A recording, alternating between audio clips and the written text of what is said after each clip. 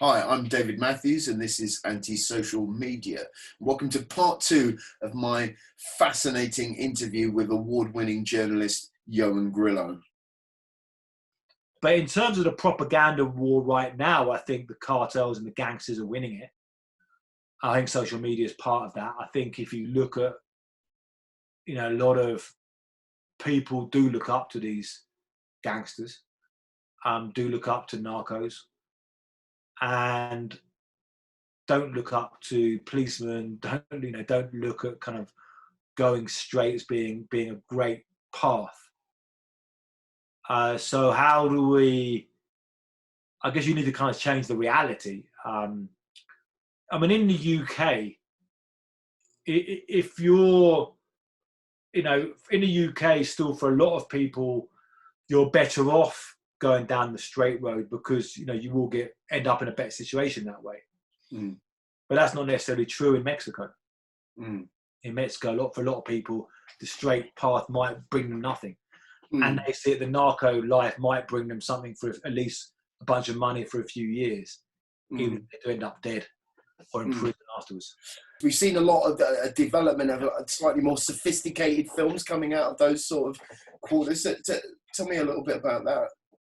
So you've got this whole recent history of self-defense squads in villages and neighborhoods around Mexico, who could be quite varied, and some of them called more community police, some of them called self-defense militias, and they're massively varied about what these different groups are like. On one extreme, you've got some of these groups that are more linked to like indigenous communities. So it could be people who are who speak a language called Puropecha, who have local indigenous traditions going back and have these community police forces with very strict control from the community. And they have, indigenous traditions of like community assemblies and these kind of voluntary things. And they can be quite successful in keeping crime down in these areas. And then you have other ones which are just, a bunch of guys in baseball caps with AK-47s who kind of come out, who can be genuinely kind of farmers, ranchers, businessmen who are like fed up of the gangsters and let's come out and fight them. And then you have people who are themselves cartel members who are like saying they're a self-defense squad, but really they're simply the cartel who are taking advantage of this and being like, yeah, we're defending the community from the gangsters. And they are the gangsters. Yeah. So you've got many wolves in many sheep's clothing. Yeah. Yeah. So then there's been different things. There's been Facebook pages of some of these groups. There's been videos of some of these groups. There's been some of these groups carrying out killings and putting up messages like saying, this is we found some kidnappers in our community, in our town, from this cartel. We've killed them, stuck up their bodies, hung up their bodies on the bridge, supposedly to make the town safer. But then really, these just other gangsters doing it because they were like guys from a different cartel who were in their territory. They were like hung up on the bridge. Yeah. There was a time when there was a whole bunch of these self-defense squads who rose up in a state called Michoacan to fight this one particular cartel. And a lot of people from Michoacan are in the United States. So they had Facebook pages in support of the groups and money raised. A lot of people who are like in the United States who have their family back there were like, okay, I'll chip in some money to help these guys fight the cartel. Because, that's my village back home. Yeah. So people kind of, you had that dynamic there as well. And then more recently, you had this indigenous community police group who are fighting a very violent cartel in the state of Guerrero. And they had a couple of ambushes against them. A lot of them have died. So they recruited young children and gave them guns to like young kids. I mean, how young are we talking? I mean, some of them 8 years old. as young as that, stick guns in their hands, and had them. They had a video of them training. No, it was partly a simply propaganda message. They put it out, created a big news story, child soldiers. And the idea was you do that to get the government to actually come down and try and sort out the situation there. Because you're in a little village fighting a cartel, you're outgunned. You need the army down there, the Marines, police, anything come down and just like knock out the cartel, at least for the short term. So one way they did it was probably this propaganda thing, and then they did that, of course, and all the media obediently went up there, or took the photos, to the videos. That's the story you do. Child soldiers. Now, we'll see if are those kids really going to be put in the battlefield, or was that a kind of propaganda exercise to grab attention? When you're looking at something that's shot or framed or made in a different part of the world, that any kind of like fudging or fakery or dramatic element can easily be lost in translation. So you're reading it in a far more literal sort of way. Do you know what I mean? Like, people over here, I think that's a good point. Really look at fake stuff and they think it's real because it's foreign. Yeah, I think that's a good point. I mean, like, violence doesn't need subtitles even really, because it's the propaganda of the deed. And if you are cutting someone's head off, cutting someone's limbs off, that doesn't, anyone can look at that. And yeah, it's the internet's crazy. Something can happen in a village in Mexico, an act of violence. And then you can put it on video, bang, put it on the internet, and then all around the world, within microseconds, milliseconds, people can see that. And suddenly, you've got this thing. So now I guess one of the things we'll see with this is like, how much copycat is there? Will there be? We had, with the Islamic violence, that was spread through the internet. And so we had, things like the beheading in London of the soldier who was on leave. That's right, yes. Rigby, is his surname? Yeah, Lee Rigby, yeah. Rigby. So we had that, which was then also, his interview where he gave that, and that was controversial. He gave the interview. I think they sold that to ITN, who stuck it on their website, which then, got a massive response to that. That's right, because a member of the public was talking to the guy. He was standing there with the bloody machete, yeah. Yeah, but I believe they paid. I believe that the TV channel paid something like £5,000 to have that video. Obviously some regular guy who did quite well, maybe more actually. But anyway, so that he's basing on, he's copying stuff that you're seeing on the internet. Could be happening in Syria. You could take that back. So you wonder, if is it going to be gangsters, criminals in the UK who can see this stuff and kind of copy the stuff they're seeing in their circumstances, or not? How much does this move across? But yeah, I mean, social media, it's crazy how this stuff can zap around the planet, and people can feel good or whatever, sticking this stuff on video. Plus, it's on video, stuff can look so much more horrific on video.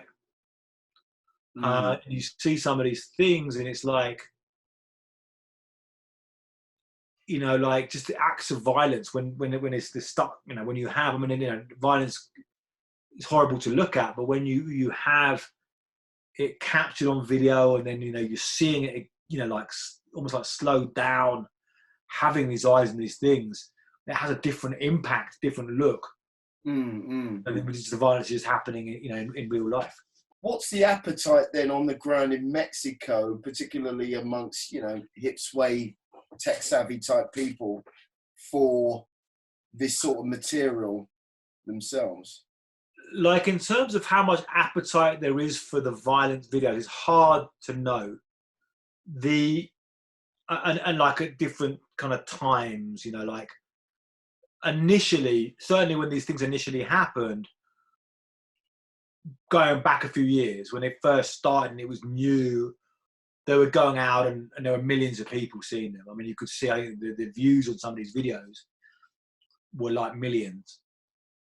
And, you know, people were seeing them. Now, there is an appetite and a tradition in Mexico of very graphic photographs in newspapers. So you have these tabloid newspapers, which will often have very violent photographs on the cover with a lot of blood that you would not have in a regular newspaper in the UK. Mm-hmm.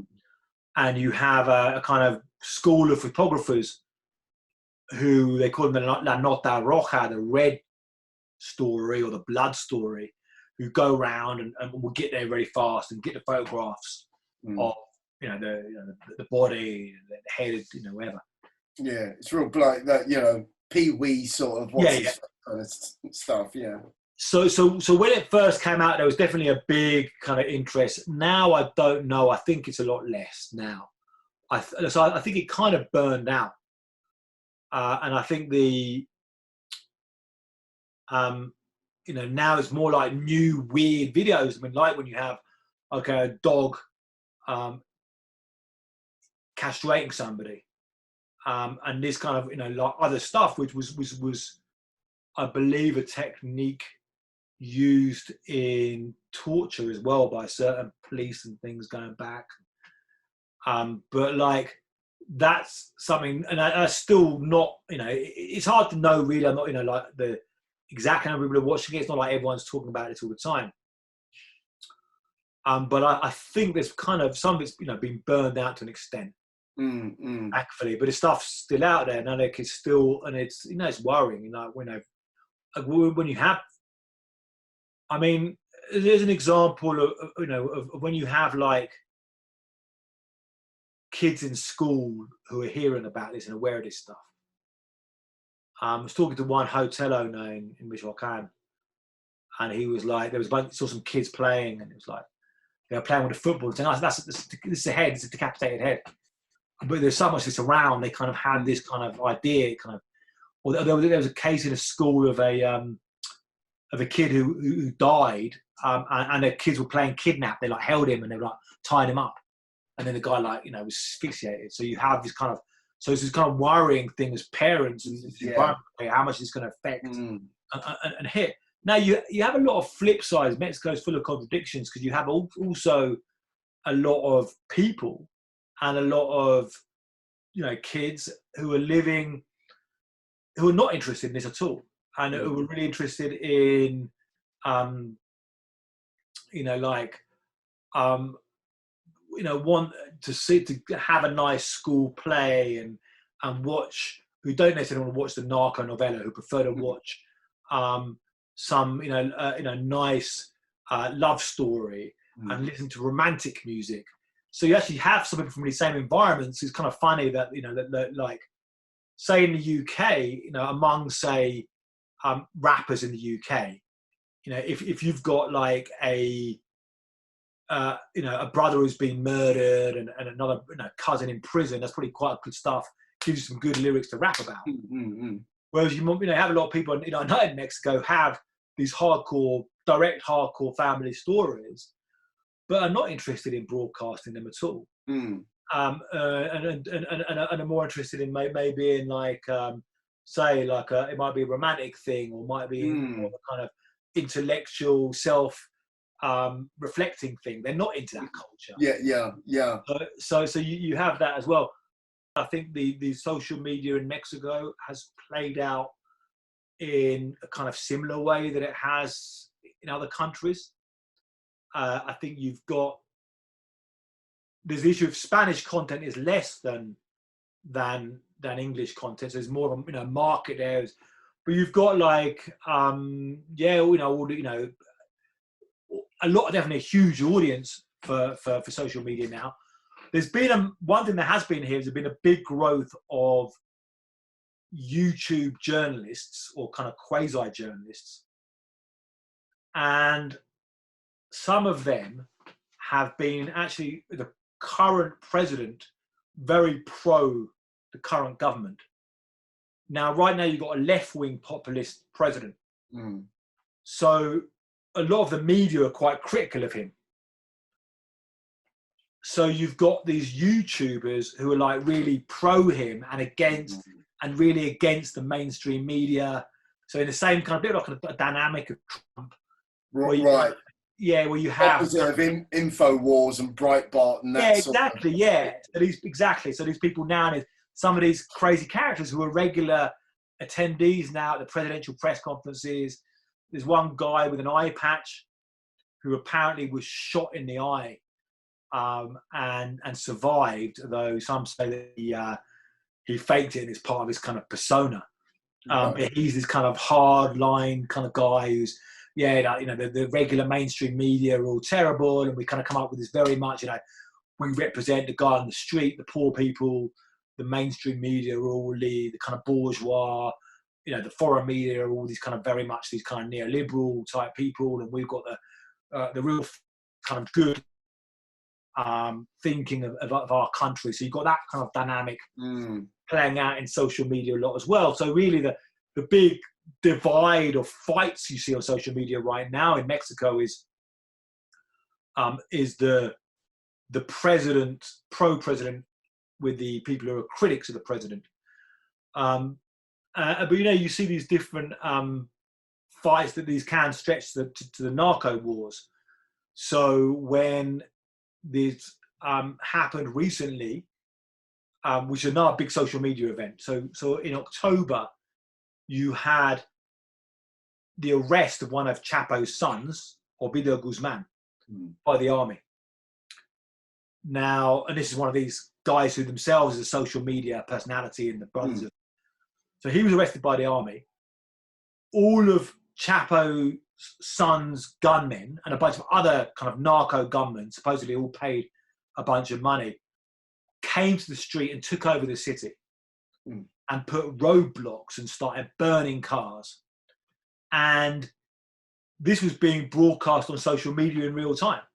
Right, like on Facebook Live or something. Exactly. So Twitter, Instagram, everyone like, oh, well, I'm here right now. I'm on this street.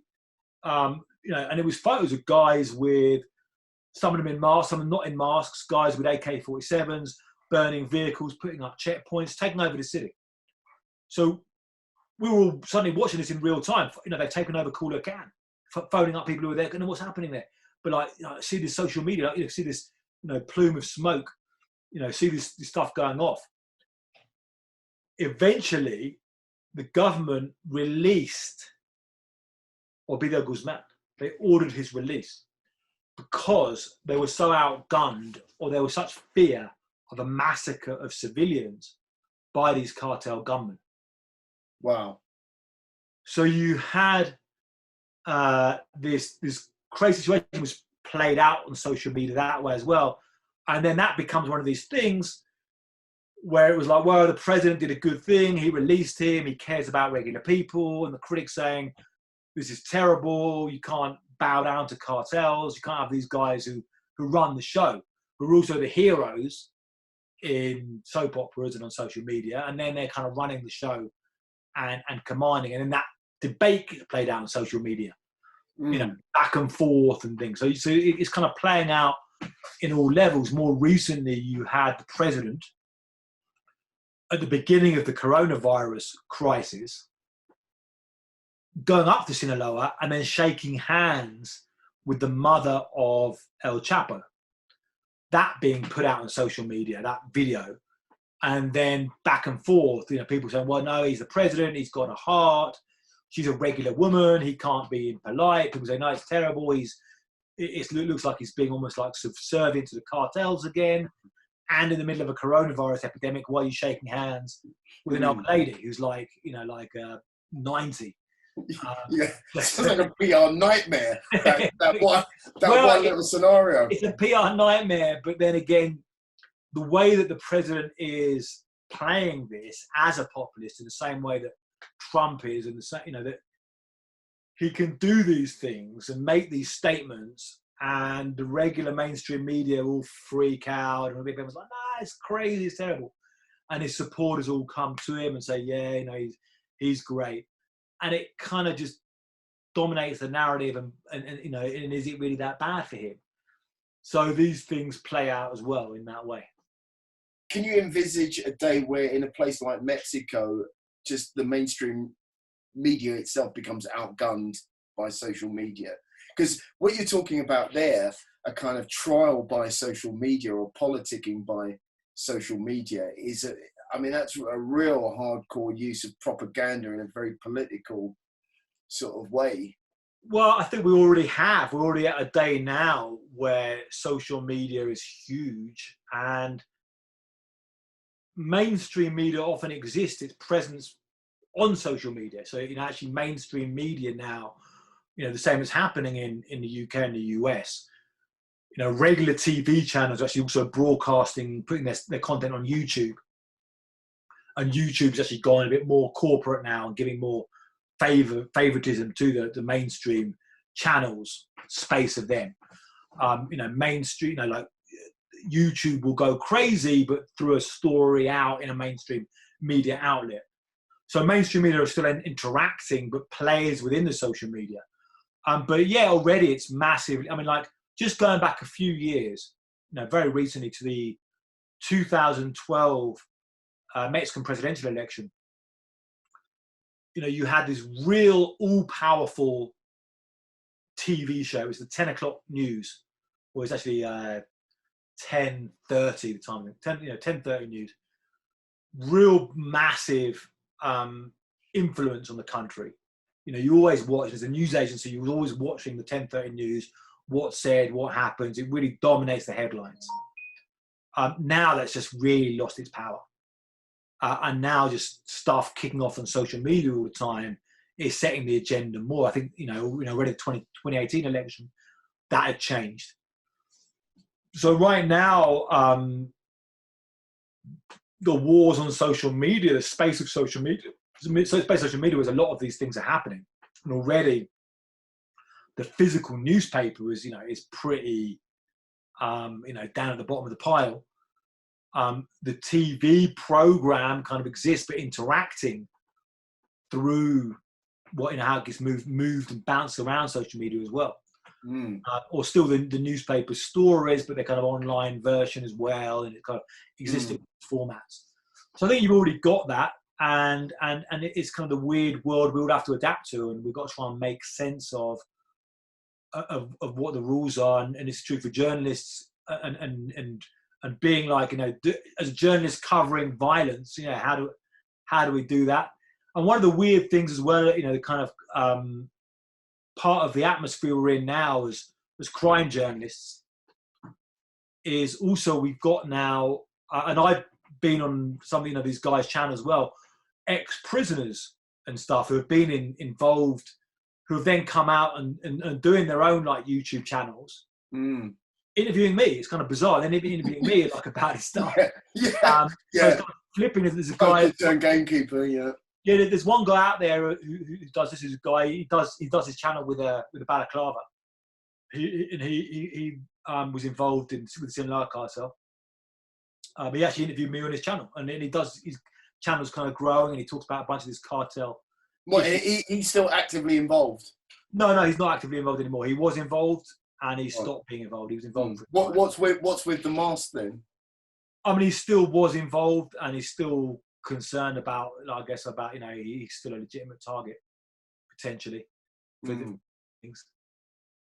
So you got or other people. You got people like in the UK, Sean Atwood, is his name. Sean Atwood, who did time in the US for ecstasy. Okay, who's got quite a successful YouTube channel. I went on his channel as a guest. Very smart guy. And then you've got all these other different things, like another guy, Seth Ferranti, who did over 20 years for selling LSD in the US.